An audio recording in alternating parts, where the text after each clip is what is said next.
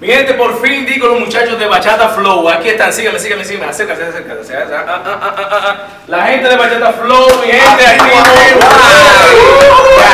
aquí tenemos todos los muchachos, están preparaditos ya para salir a hacer historia aquí en la ciudad de Charlotte. Y con ellos están Franklin y Edwin, dos de los verdugos que están ahí encendidos. Franklin, una preguntita. ¿Qué viene nuevo ahora para nosotros de Bachata Flow?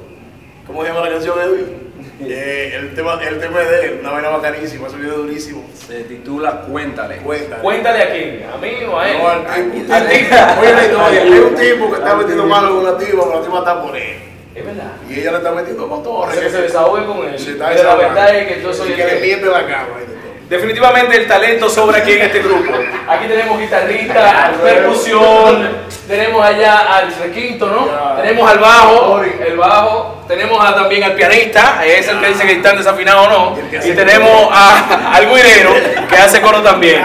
Señores, esta noche van a hacer historia. Es la primera vez que en el Club de Suite, uno de los clubes más importantes de aquí en la ciudad de Charlotte, pues se presenta un grupo latino con toda la banda, con música en vivo y música tropical. ¿Qué tiene usted que decir a hacer? No, es un orgullo para nosotros, primera vez que se viene un grupo aquí, latino, y nosotros encantados porque nos invitaron, imagínate, primera vez que vamos a historia, porque tú estás full, tú estás muy bueno. Se rompió la vaina, como tiene que ser. ¿Están preparados para premios internacionales? Claro. Pero tú lo dijiste muy rápido.